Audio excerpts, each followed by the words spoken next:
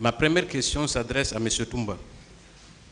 Vous avez dit lors de votre passage et dans votre procès verbal que la garde parallèle était dirigée par Gono Sangaré, qui a fait embarquer des armes au moment des faits. Est-ce que vous confirmez cette déclaration? Je confirme.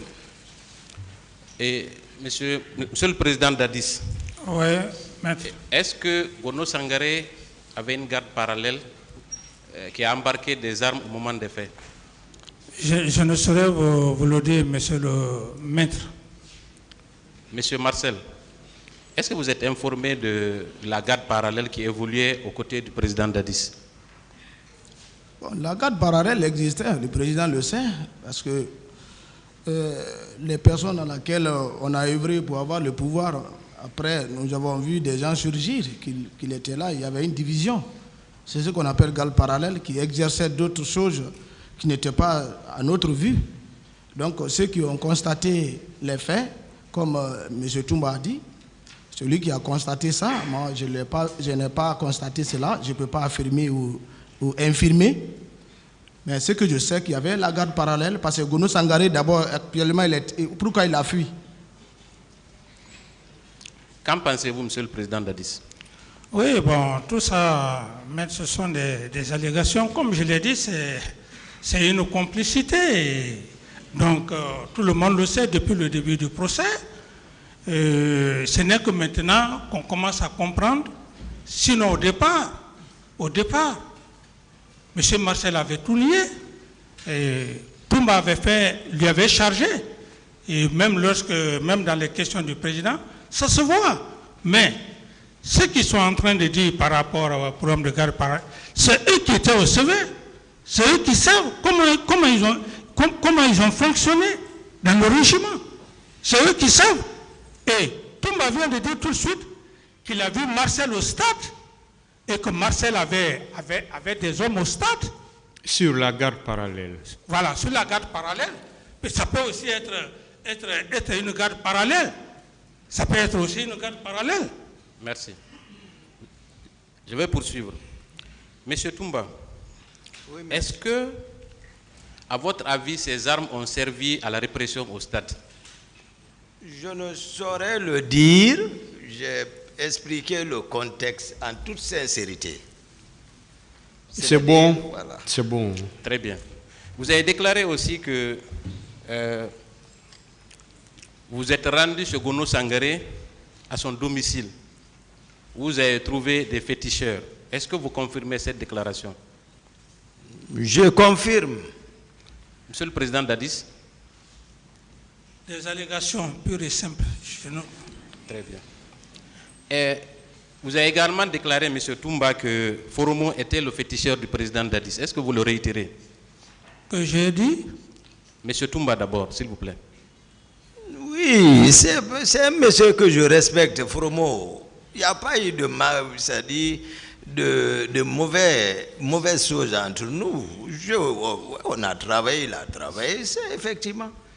Ça, c'est un monsieur, il n'est nullement associé à quoi que ce soit dans ça. Hein? Monsieur Dadis, lui, voilà. Monsieur le président Dadis, est-ce que Foromo était votre féticheur? Vous dites? Est-ce que M. Foromo était votre féticheur? Maître, vous savez, on ne doit pas aussi quitter dans le cadre pénal, parce que ce procès, il est important. Est-ce que M. Foromo était votre féticheur? Archi faux. Ce sont des allégations. C'est bon. Merci. Alors, parlant de Marcel, M.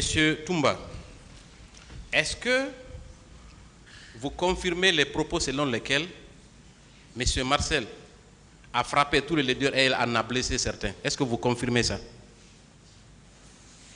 Je m'en tiens à ma première déclaration. Est-ce que vous le confirmez? Je le confirme. Merci. Monsieur Marcel, qu'en dites-vous? Bon, j'ai plusieurs fois parlé de ça avec sagesse ici. Moi, je ne suis pas un policier pour avoir un bâton en main. Avant tout, je suis militaire. Si on disait Marcel m'a frappé avec une arme, là, c'était quelque chose, on pouvait le comprendre. Mais quelqu'un qui n'est pas armé, quelqu'un qui n'a pas de couteau, Quelqu'un qui n'a pas un bâton, comment il va s'hasarder à blesser certains leaders? Et même Jean-Marie Doré, qui a parlé de moi dans son procès verbal, on a suivi son audio ici. Il dit que c'est l'inimo.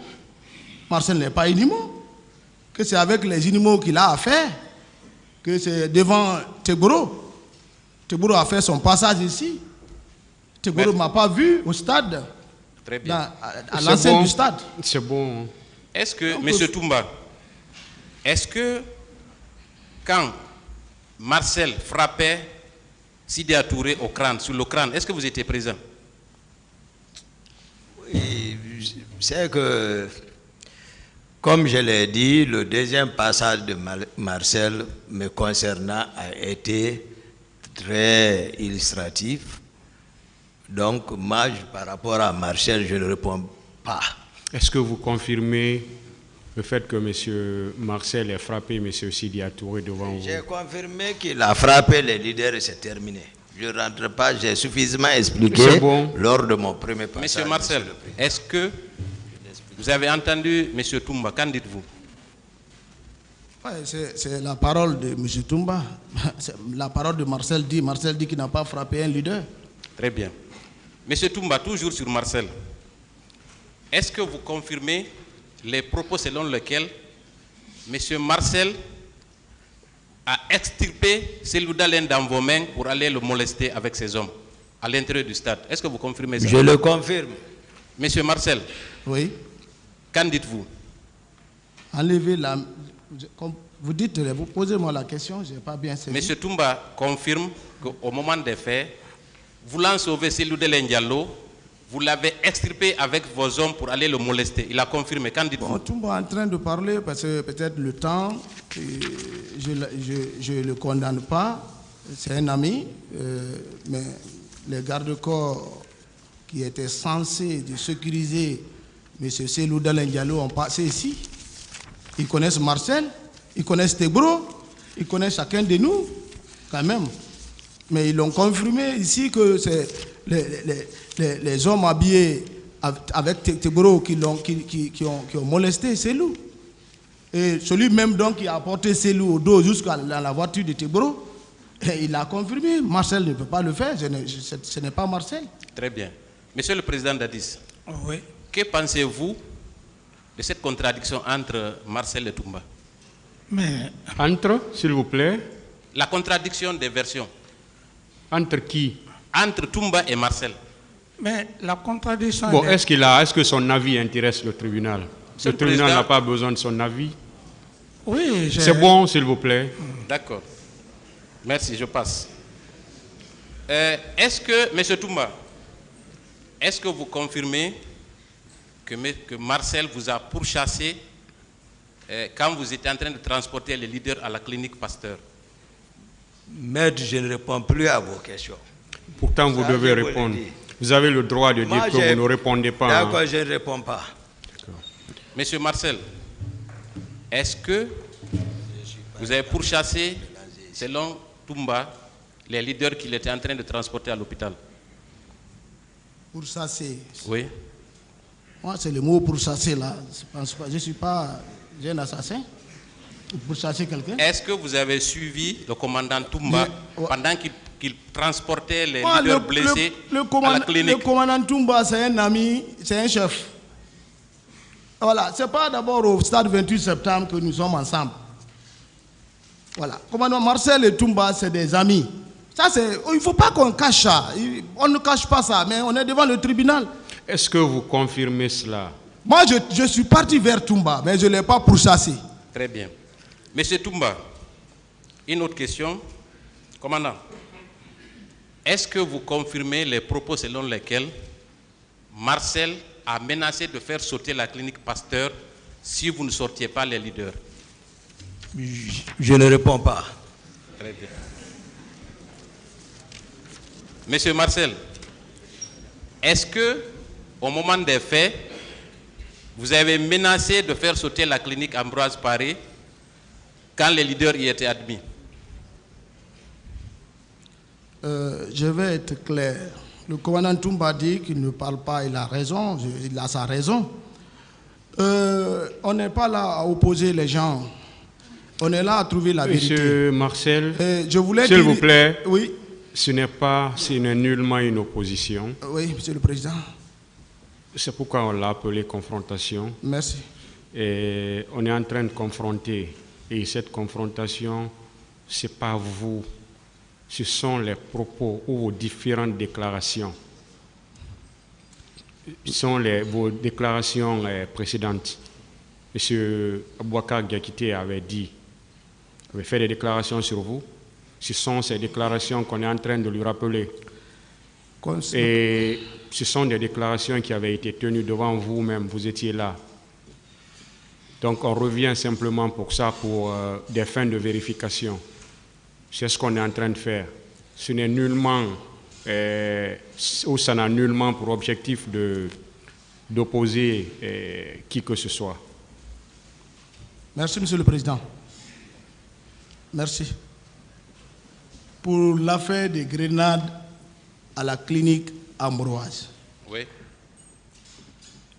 ma deuxième sortie, j'ai bel et bien dit, c'est moi qui ai pris ma grenade contre Tebro, le colonel. Le colonel Tebro, lui, il a passé ici, il dit que c'est Toumba qui a fait sortir la grenade contre lui. Monsieur Marcel, lors de votre passage au deuxième passage à cette barre, vous avez déclaré que le planificateur, l'organisateur et le planificateur du massacre du 28 septembre est le président Dadis. Est-ce que vous le maintenez? Je le maintiens. Monsieur le président Dadis, qu'en pensez-vous? Oui, qu'il en donne les preuves, parce que lui-même, il a dit dans son passage qu'il n'a assisté à aucune planification, ça n'engage que lui. J'en ai terminé, Monsieur le Président. Je vous remercie, honorable assesseur.